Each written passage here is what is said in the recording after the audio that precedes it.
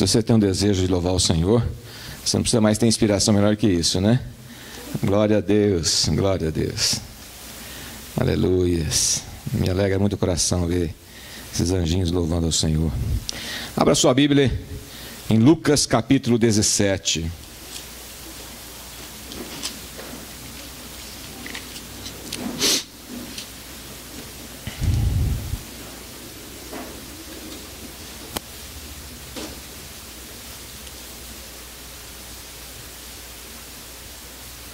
Lucas capítulo 17, nós vamos ler dos versículos 11 até o versículo 19.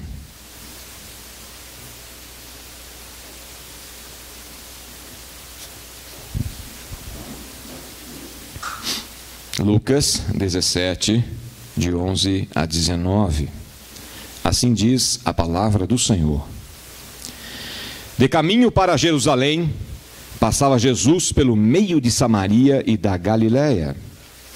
Ao entrar numa aldeia, saíram-lhe ao encontro 10 leprosos, que ficaram de longe e lhe gritaram, dizendo: Jesus, mestre, compadece de nós. Ao vê-los, disse-lhes Jesus: Ide e mostrai-vos aos sacerdotes. Aconteceu que, indo eles, foram purificados, curados. Um dos 10, vendo que fora curado, voltou, dando glória a Deus em alta voz, e prostrou-se com o rosto em terra aos pés de Jesus, agradecendo-lhe, e este era um samaritano. Então Jesus lhe perguntou: não eram 10 os que foram curados? Onde estão os 9? Não houve, porventura, quem voltasse para dar glória a Deus, senão esse estrangeiro? E disse-lhe: levanta-te e vai, a tua fé te salvou. Abaixe sua cabeça. Quero te convidar nesse momento a você orar.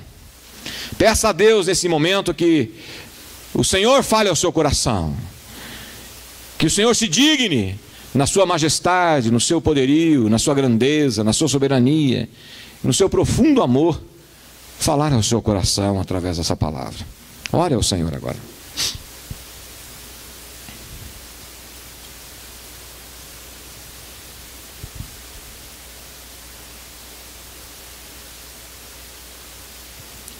Amado Pai Celestial, eis-nos aqui, Senhor, prontos, ó Deus, para ouvir a Tua voz, através desse texto maravilhoso, a Sua palavra. Meu Senhor, queremos ser guiados pelo Teu Espírito Santo, por isso nós suplicamos a Ti, ó Espírito Santo de Jesus, venha a ministrar aos nossos corações. O Senhor conhece a intimidade de cada um aqui. O Senhor conhece, ó Deus, a necessidade de cada um aqui. O Senhor conhece o que está ocorrendo na vida de cada um aqui.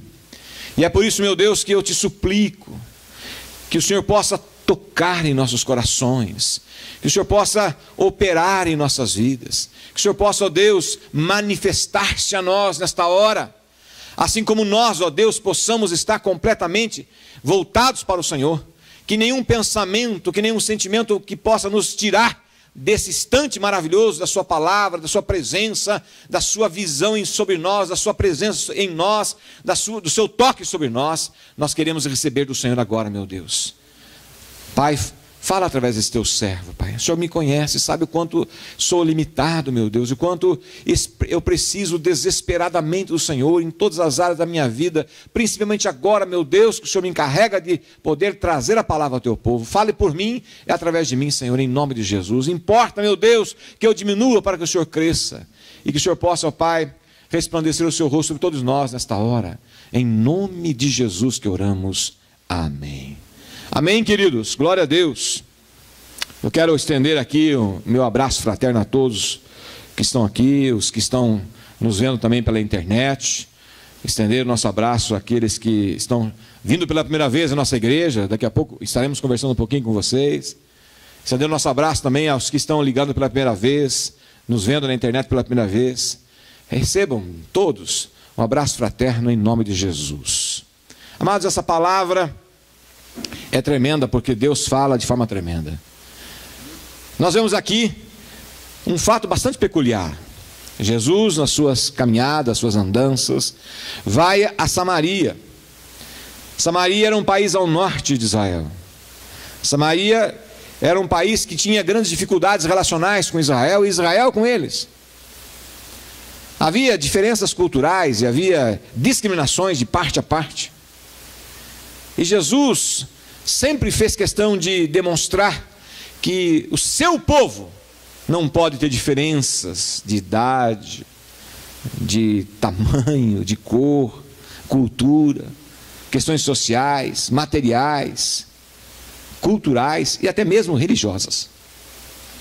Jesus, naquele momento, diz o texto, que ele estava a caminho de Jerusalém, aqui já mais ou menos já no tempo que ele estava caminhando para Jerusalém para ser crucificado, morto.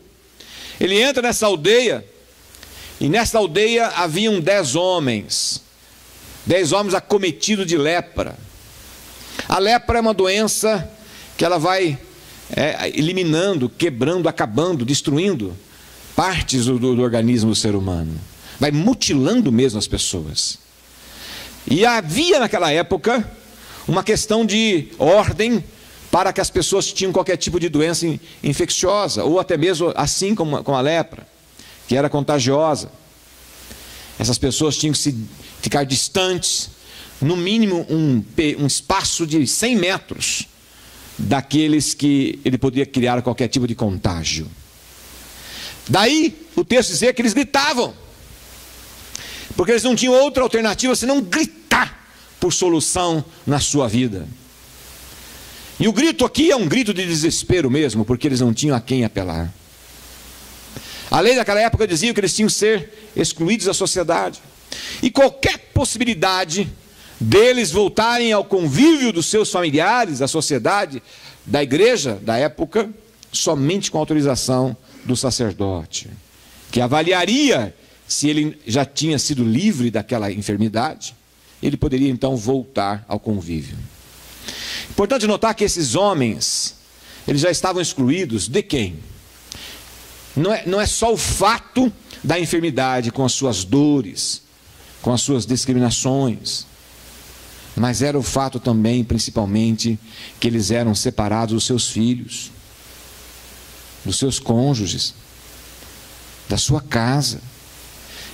Quando eles eram acometidos dessas questões, eles não perdiam somente as questões materiais, mas perdiam principalmente o relacionamento com seus entes queridos e até mesmo com seus irmãos de fé. Eles eram os excluídos. E o texto vai nos dando conta que eram 9 judeus e um samaritano, que se pese que eles estavam vivendo, politicamente falando, dentro de um contexto de diferenças entre Samaria e Israel. Culturalmente também eles tinham as suas diferenças. Na questão da religião também tinha as suas diferenças. Não se dava muito bem. Mas a dor une as pessoas. A dor faz com que as pessoas se unam. A necessidade de Deus faz com que as pessoas se unem. E as pessoas possam buscar em Deus a solução da sua vida. Portanto, naquele momento não tinha condição social, não tinha condição política, não tinha condição nada que pudesse os impedir de estar juntos, gritando por Jesus. Eles encontraram Jesus e gritaram por Jesus. E interessante notar que o texto faz com que Jesus, quebrando toda a condição da lei de separação, de discriminação, os chama. E diz que o texto, ficaram de longe e gritavam: Mestre, compadece de nós. Ao vê-los, disse Jesus: Ide e mostrai-vos aos sacerdotes. Ir ao sacerdote significa: eu estou curado, e eu quero agora que o sacerdote dê o referendo, para que eu volte ao convívio da minha família, que eu volte ao convívio da sociedade. Mas quando Jesus disse para eles: vão até o sacerdote, a lepra ainda era visível, as dores eram sentidas, a situação discriminatória continuava. E aí eles tinham que tomar uma decisão. Pensa comigo. Para ele ir ao sacerdote, ele só poderia ir curado. Ele só poderia entrar na sinagoga curado. O que ele iria fazer diante do sacerdote? com lepra, sem dedo, sem orelha, sem nariz. Ele nem poderia entrar. Aqui tem uma lição tremenda de Jesus. Nós precisamos confiar nesta palavra. Nós temos que confiar na palavra de Deus. Jesus, quando abre a sua boca e diz: vão e se apresente ao sacerdote. Ele não disse, percebam, ele não disse aqui: vocês estão curados e agora vão ao sacerdote. Ele diz: vão e se apresente ao sacerdote. Meu irmão, minha irmã, seja qual for a sua luta, a sua dificuldade, a palavra de Deus chama e clama que você se apresente a Jesus, que é o sumo sacerdote eterno. Apresente-se a Jesus. Nós fizemos isso aqui hoje. Nós viemos à frente, nós nos apresentamos a Jesus. E eu quero te desafiar, meu irmão, minha irmã, que você possa daqui a pouco entender e compreender o contexto final dessa passagem. E viva o contexto final dessa passagem. Jesus disse: vão e se apresente aos sacerdotes. O texto diz que enquanto eles estavam indo, confiando no quê? Na palavra de Jesus. Na hora que eles confiaram na palavra de Jesus, eles se dirigiram para se encontrar com os sacerdotes. E o texto nos dá conta que enquanto eles estavam indo, eles iam sendo curados. Meu irmão, imagina a cena. Imagina a cena. Sem nariz, sem orelha, sem dedos, sem pés. Porque a lepra assim causa esse processo mutilador.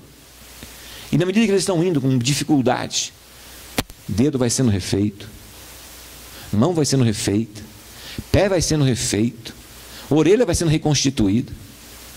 Eles começam a olhar para o corpo deles e vão percebendo que eles estão sendo curados. A cada passo que dão na fé, a cada passo na fé, algo acontecia. Cada passo na fé, algo acontecia. Eu creio plenamente que assim ocorreu.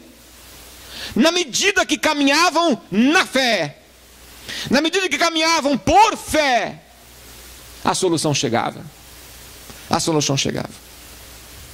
E eles iam caminhando, e o texto diz que eles, conforme iam, foram purificados, foram curados, a situação era resolvida. O que Jesus nos ensina, queridos? Que nós precisamos confiar nele e andar de acordo com a vontade dele. Obedecer,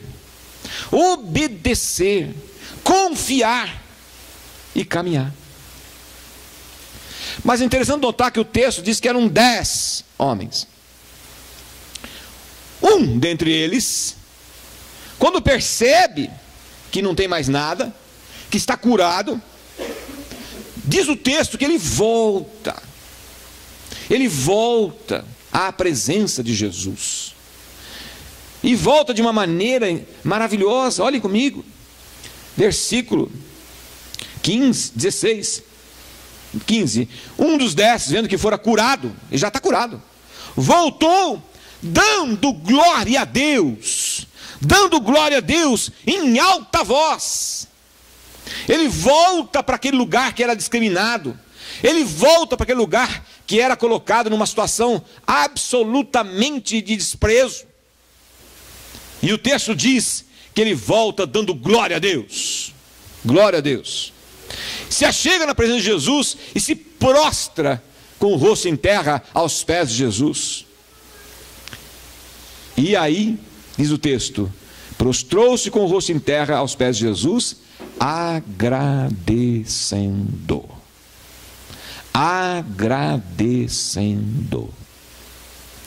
E é interessante notar que Jesus então tem um diálogo com ele, né? Vamos imaginar aqui a cena. Ele chega na presença de Jesus, adora, agradece, e aí Jesus fala para ele assim: mas espera aí, vocês não eram em 10? Eu tenho certeza que Jesus, ao conversar com este homem, sabia claramente que os outros 9 também tinham sido curados. E ele pergunta aqui, versículo 17: não eram 10 os que foram curados? Olha aí, Jesus sabe que eles foram curados. Não eram 10 que foram curados? Onde estão os 9? Onde estão os curados? Onde estão? E interessante ainda notar que ele continua dizendo: não houve porventura quem voltasse para dar glória a Deus, senão esse estrangeiro? Ou seja, aquele que talvez, pela lógica, teria que ser o último, ou quem sabe, nem vir mesmo. Mas foi o que veio.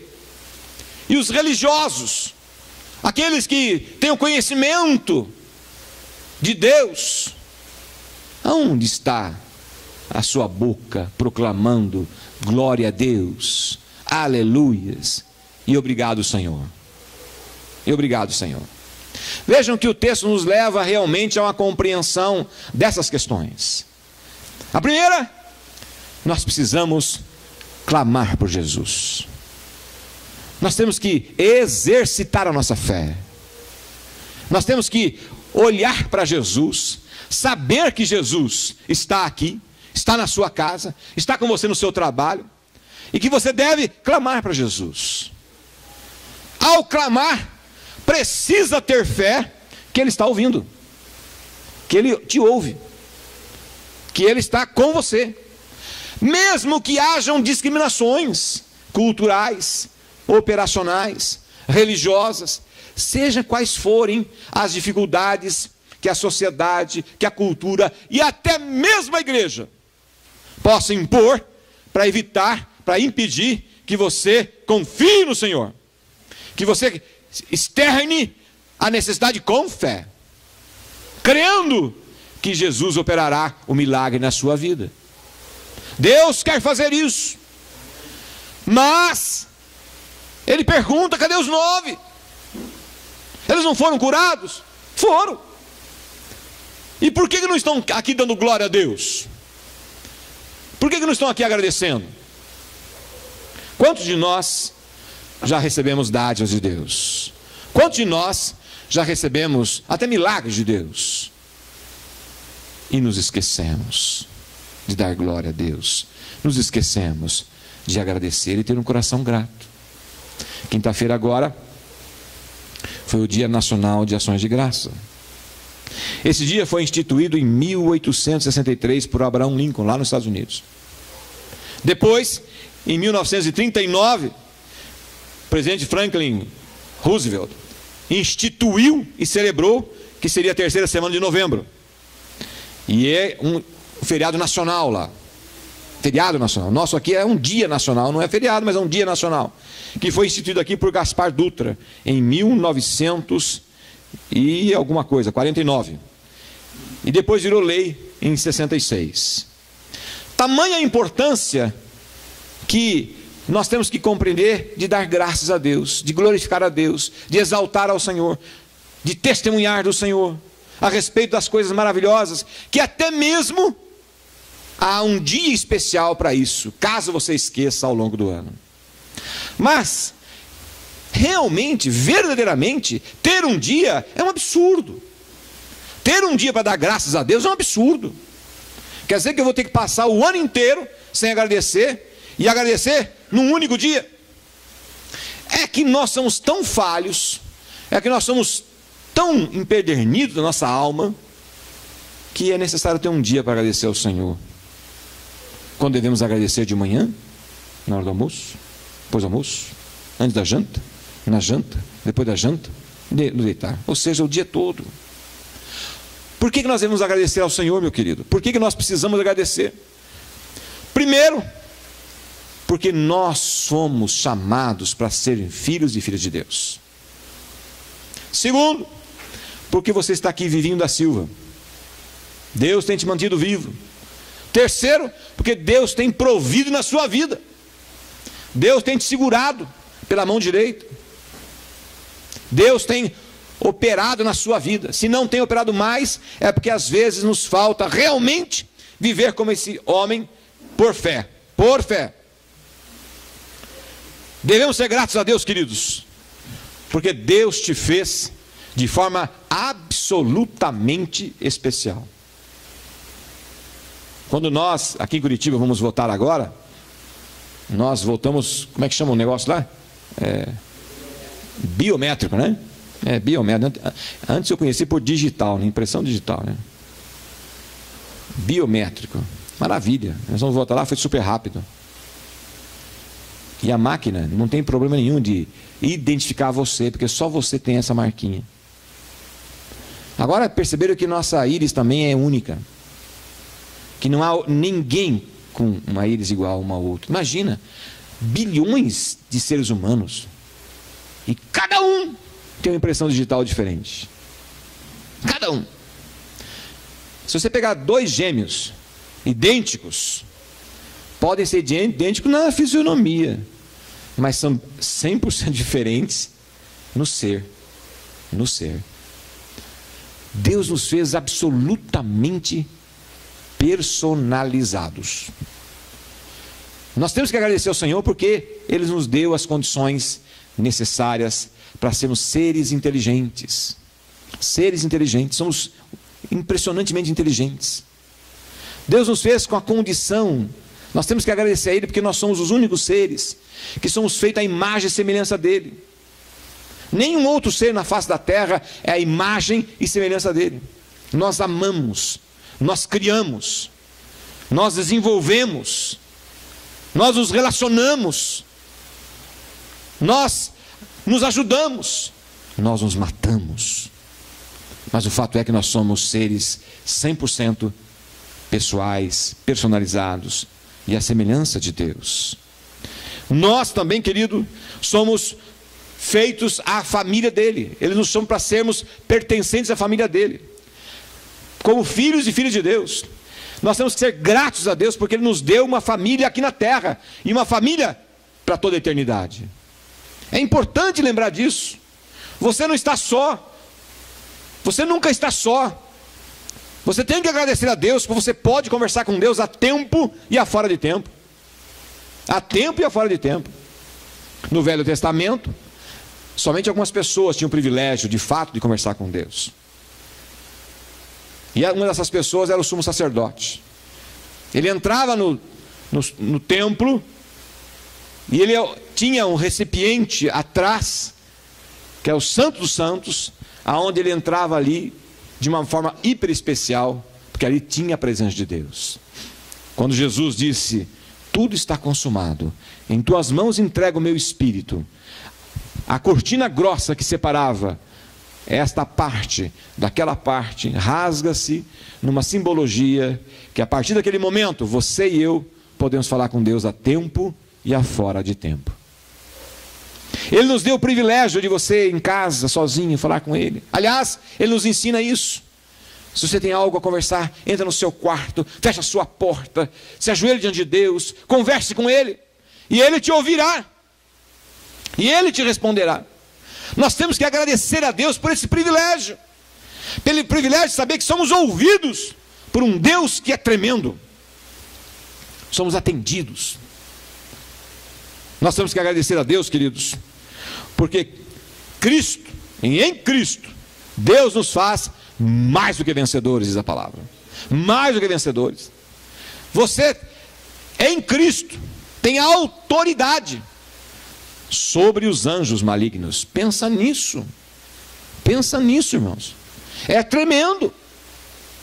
É tremendo você ter autoridade no nome de Jesus sobre os anjos malignos. Nós temos que agradecer a Deus, porque Deus está colocando com você, junto com você, os anjos dele. A Bíblia diz que dentro de nós habita o Espírito Santo de Deus. Você é a habitação dele.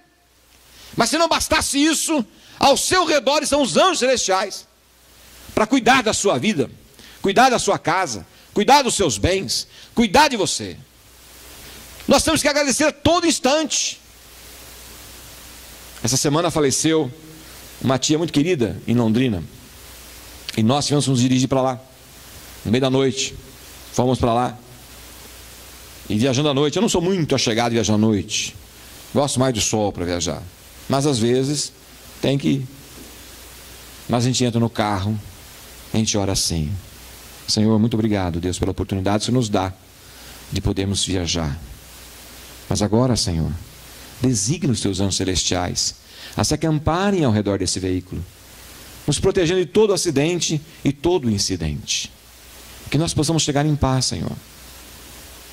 E ao ir, que o Senhor proteja o que ficou atrás de nós, nossa casa, nossas famílias, nossos bens. E vamos viajar em paz. Porque nós sabemos que viajar é sempre um risco grande. Ah, mas eu sou um excelente motorista. Sim, eu sei que você é. O problema não está em você, está no outro. Está no outro, que pode acarretar sérias circunstâncias na vida. Mas nós podemos e devemos agradecer ao Deus Altíssimo, que Ele se acampa com seus anjos ao nosso redor. Aleluias. Glória a Deus por isso. Por isso que nós somos mais do que vencedores em Cristo Jesus. Em Cristo Jesus. Meu irmão, você tem sido agradecido a Deus? Você tem agradecido a Deus? Eu, quando estudava e preparava esse texto, me deparei com duas histórias na internet. As achei interessante e quero compartilhar com você.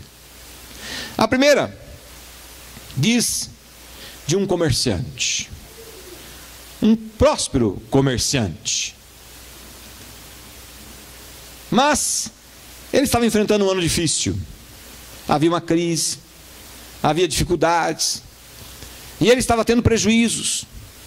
As vendas haviam caído, a situação estava delicada, os seus estoques estavam abarrotados de mercadoria, não havia muitos clientes para comprar, e ele já com dívidas.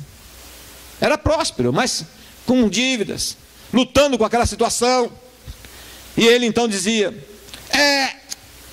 não tem jeito mesmo, a situação está muito difícil, eu não entendo porque que essas coisas estão acontecendo.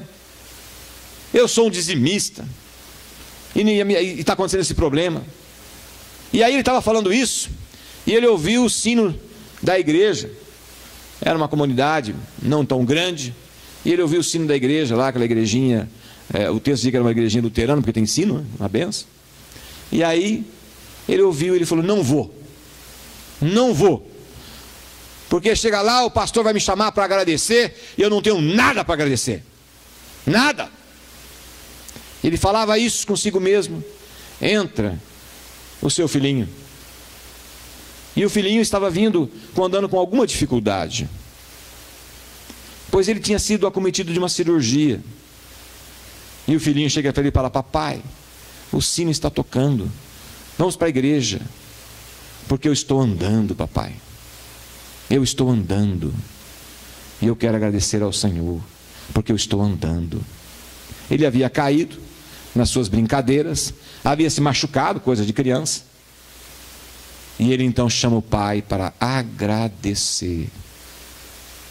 Quantas vezes nós ficamos cegos com os problemas e não enxergamos o que Deus tem nos dado? Nós somos rápidos para ver os problemas e somos lentos para ver as bênçãos.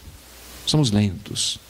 Nós precisamos ter essa compreensão, porque o texto diz que Jesus disse àquele homem: levanta-te e vai, a tua fé te salvou. Levanta-te e vai, a tua fé te salvou. É necessário que nós expressemos a nossa alegria, a nossa gratidão, porque isso é fé. Quando nós nos omitimos em externar gratidão a Deus, nós estamos dando um desserviço de fé. Nós precisamos exteriorizar a alegria do Senhor, a alegria por causa do Senhor, a alegria das bênçãos do Senhor. O teu vizinho precisa saber disso, o teu colega precisa saber disso, e não ser um murmurador de plantão, uma reclamona de plantão.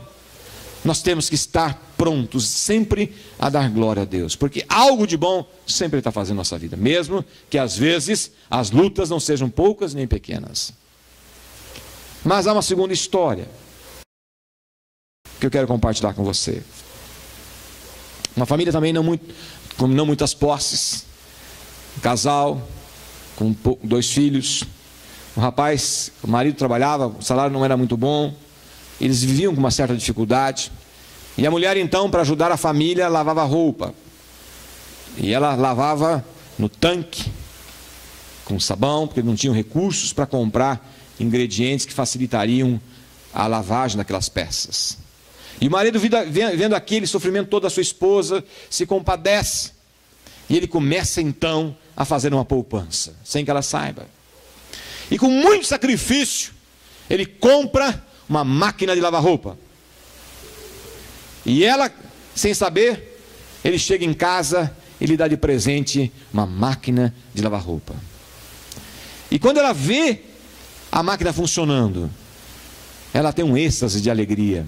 Não porque a roupa está sendo lavada na máquina, mas porque o seu esposo, olhando a sua situação, a contempla com uma facilidade no seu trabalho. E ela então começa sempre, antes de lavar as roupas de todas as pessoas, sejam dos parentes e clientes, ela lavava a roupa do seu esposo. E procurava trazer a roupa do seu esposo em perfeita ordem, porque ela sempre dizia que ela era muito grata por o que ele tinha feito. Mas não bastou a isso. Então ela convidava suas amigas e mostrava a máquina. Esta máquina é um presente de amor do meu esposo. E ela fazia questão de estar testemunhando daquela maravilha que o seu esposo tinha feito para ela. Meu irmão, quantos de nós estamos recebendo presentes maravilhosos de Deus que têm facilitado a nossa vida? Tem facilitado a nossa vida. E nós ficamos mudos, calados, e não dizemos às pessoas que aquilo é presente de Deus. Às vezes, ficamos achando até mesmo que aquilo que temos ou ganhamos ou conseguimos é obra da força dos nossos braços, da nossa inteligência, da capacidade da gente. E se esquecemos de agradecer a Deus, de louvar ao Senhor. Eu tenho solicitado a vocês que vocês falem comigo e venham aqui à frente dar testemunho. Antes de nós orarmos para as pessoas, impor as mãos para as pessoas, eu queria muito ouvir testemunhos. Se você tem recebido uma graça de Deus, se Deus tem te beneficiado com algo que você veio aqui orar e pedir, não se esqueça de vir à frente como este homem e agradecer a Deus. Volte e diga ao Senhor Jesus na presença de todo mundo: o meu Deus é maravilhoso, o meu Pai é um Pai querido, que tem me galardoado, tem me dado coisas que eu não mereço, mas Ele tem me dado. Este homem voltou, e o texto diz que ele voltava e falava em alta voz: glória a Deus, em alta voz, para que todos ouvissem. Ele estava dando um testemunho público daquilo que Deus havia feito em sua vida. Por que se calar? Por que não voltar? Por que não estar na presença de Deus e da igreja, dizendo a todos quanto Deus tem feito em sua vida? Nós não podemos ser como esses 9. E o texto é interessante, que podia ser 5 e 5, não podia? Já seria interessante. Poderia ser 6, voltou 4, não. Já seria algo importante a ser discutido, a ser conversado. Mas só 10% voltou. Talvez a palavra queira nos chamar a atenção com isso. Talvez a palavra queira nos dizer assim: só 10% do povo, do meu povo, reconhece o que eu tenho feito. Só 10% tem coragem para abrir a boca e testemunhar das maravilhas de Deus. Só 10% tem disposição de voltar e agradecer. É para a gente pensar. É para a gente pensar. Será que faço eu parte dos 90% ou dos 10%? Será que essa igreja vive de 10%? Meus amados, nós temos que ser desafiados. Estamos sendo desafiados aqui essa noite a sermos um povo que louva a Deus, que agradece ao Senhor aquilo que Ele tem feito. Qual é o presente que Deus tem te dado? Ah, pastor, eu não tenho recebido presente nenhum ultimamente. Não? Eu diria para você assim, então, vamos fazer uma brincadeirinha aqui rápida. Vamos fazer todo mundo aqui uma brincadeirinha rápida. Faz assim, mas não abre a boca. Faz assim, mas não abre a boca. Faz assim. Boca fechada, nariz entupido. Vamos fazer uma enquetezinha aqui, quanto tempo você consegue ficar assim? Há alguns aí mergulhadores que talvez consigam ficar 1 minuto e pouquinho, né? Mas é só o que a gente vai conseguir. Se não tirar o dedinho, não abrir a boca, morre. O maior presente que você tem é a vida. E Deus te dá um oxigênio de graça. De graça, não te cobra nada. Te sustenta vivo.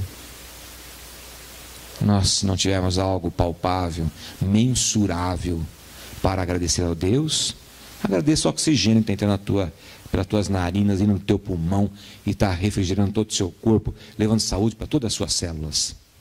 Esse é o mínimo, hein? Esse é o mínimo. Louco, louca, são aqueles que não agradecem a Deus pelo muito que Ele tem feito em nossas vidas. Coisas que nós percebemos e coisas que nós não percebemos.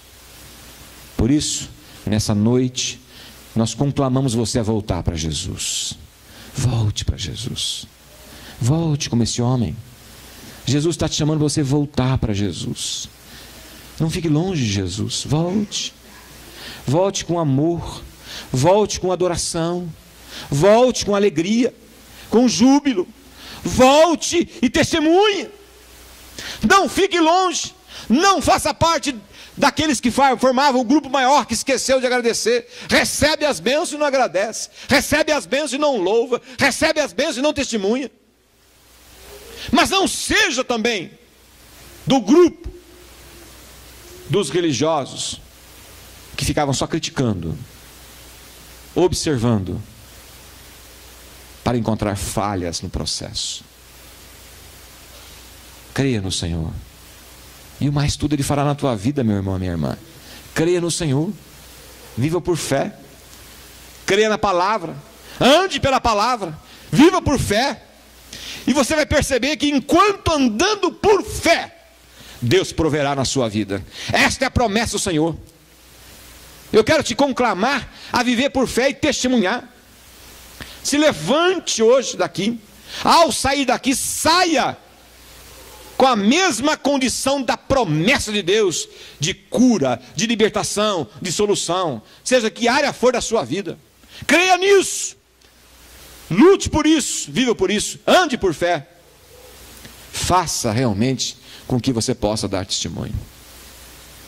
Há algo que eu quero desafiá-lo, desafiá-la. Próximo sábado, dia 1º de dezembro, nós vamos ter um momento evangelístico que a nossa igreja deve participar. Nós teremos o jantar da Donep, aonde nós estaremos ali levando pessoas que não conhecem Jesus, ou pessoas que estão vivendo lutas, dificuldades, para que Jesus possa curar, libertar e salvar. Nesse jantar há um preletor que fala, após a preleção, há um chamado para as pessoas virem a Jesus. E esse jantar, excepcionalmente, vai ser o seu pastor que vos fala, que vai dar esse depoimento. A igreja disponibilizou 15 convites grátis para aqueles que não podem pagar, dos seus convidados. Pastor Hélio, quantos buscaram até agora? 2. Até agora nós temos 2 convites. 2. Eu olho para vocês e eu os desafio, eu os animo a levantarem-se e levar pessoas para Jesus, para que Jesus possa curar essas pessoas, libertar essas pessoas, salvar essas pessoas. Eu olho para vocês e os desafio, os animo, os motivo a trazer pessoas aqui, para que nós possamos impor as mãos sobre elas, orar sobre elas, crendo que Jesus curará, já enquanto elas estiverem saindo daqui, conforme aconteceu aqui. Creia nisso, meu irmão e minha irmã. Tragam as pessoas para cá, venha você também. De manhã nós tivemos aqui a nossa assembleia, e tivemos a prestação de contas do ano em curso, e mostramos o crescimento da nossa igreja. Nossa igreja, nos últimos 4 anos, que tem 4 anos de formação, tem crescido, louvado seja o Senhor. Começamos com em torno de 100 pessoas, estamos já em torno de 200 pessoas, dobramos em 4 anos. Para mim, ainda é pouco, muito pouco. Muito pouco. Estamos falando de ir lá para o templo, fazer um templo novo na Cancha. A Cancha essa que é ociosa, ali atrás. Já estamos nos mobilizando com um projeto. Mas eu tenho dito para vocês, Vamos lá para quê? Se está faltando aqui, ó, sobrou um monte de cadeira aqui. Sabe por quê?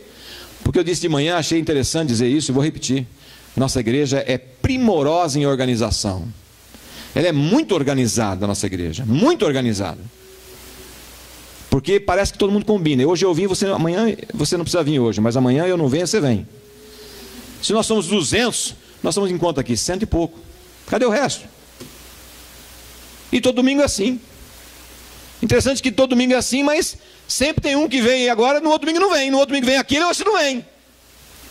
E aí, nós temos alguns irmãos aqui nos visitando hoje. Me perdoe usar vocês como referência. Vem aqui à igreja, primeira vez, estão vendo as cadeiras vazias. Eles falam, nossa, essa igreja aqui é de 100 pessoas. Mas eu vou dizer a vocês, nós somos em torno de 200. Mas hoje mais de 80 não veio. Para louvar o Senhor, para adorar o Senhor, para agradecer o Senhor.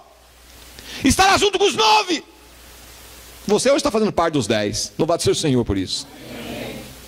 Eu quero animar você, quero motivar você a vir aqui na igreja para dizer a Jesus, obrigado Jesus, obrigado pela graça, obrigado pelas bênçãos, obrigado pela vida. E mais que isso ainda dizer, Senhor, eu estou te agradecendo, mas também tem aqui uma sacolinha para pedir ao Senhor. E ele não fica nem um pouco triste com isso. Se nós somos um povo que agradece, louva, adora e pede, vamos ser sempre um povo abençoado. E essa igreja crê nisso. Por isso, meus amados, que essa noite nós possamos sair daqui hoje crendo que Deus quer usar a nossa vida para gerar vida. Usar a sua vida para gerar vida. Primeiro em você, depois na sua casa, na sua família, e depois nas pessoas que estão vivendo no seu entorno. Deus quer curar, libertar e salvar. Se Ele não faz mais, não é porque Ele esteja economizando bênçãos, é porque nós não estamos crendo o suficiente. Vivamos por fé, andemos por fé, e o Senhor proverá na sua vida, na minha vida, na vida dessa igreja, bênçãos sem medida, sem limite, para que o nome dEle seja honrado e glorificado em Cristo Jesus. Amém.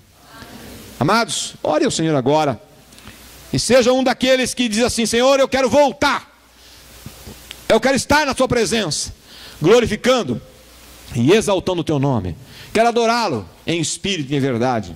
Usa-me, Senhor, para que pessoas possam ser curadas, libertas e salvas, em nome de Jesus, amém. Pode orar, queridos.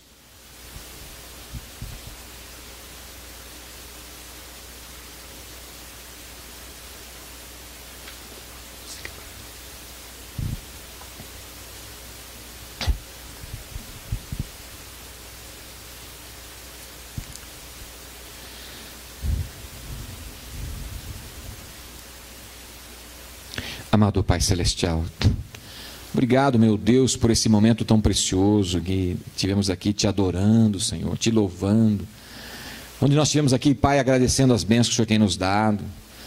Nós também tivemos a oportunidade, meu Deus, de nos achegar a Ti e orar pela vida das pessoas. Nós cremos, ó Deus, que cada uma das pessoas que vier à frente, Pai, já recebeu do Senhor, e na medida que eles estiverem andando e caminhando por fé, eu creio, meu Deus, que o Senhor já estará os abençoando e respondendo, atendendo cada uma delas. Ó Deus poderoso, nós te louvamos e te adoramos, ó Pai, em espírito e em verdade. E queremos agora, Pai, na autoridade que o Senhor tem conferido ao teu servo aqui na frente, a abençoar o teu povo mais uma vez, Senhor. De tal maneira, meu Deus, que o seu povo seja cheio do teu Espírito Santo. Pai, nós queremos um teu Pentecostes aqui nessa noite, na vida das pessoas que aqui está presente, Senhor, e nos que não vieram também dessa igreja. De tal maneira, meu Deus, que o Senhor possa resplandecer o seu rosto sobre eles, e o Senhor dê a eles a tua paz, ó Pai, que excede todo entendimento.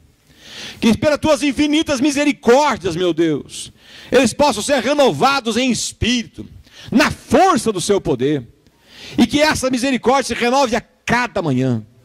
Meu Senhor, que o Senhor possa derramar sobre eles bênçãos de tal forma que eles sejam reconhecidos, Pai, mesmo à distância, como os teus filhos.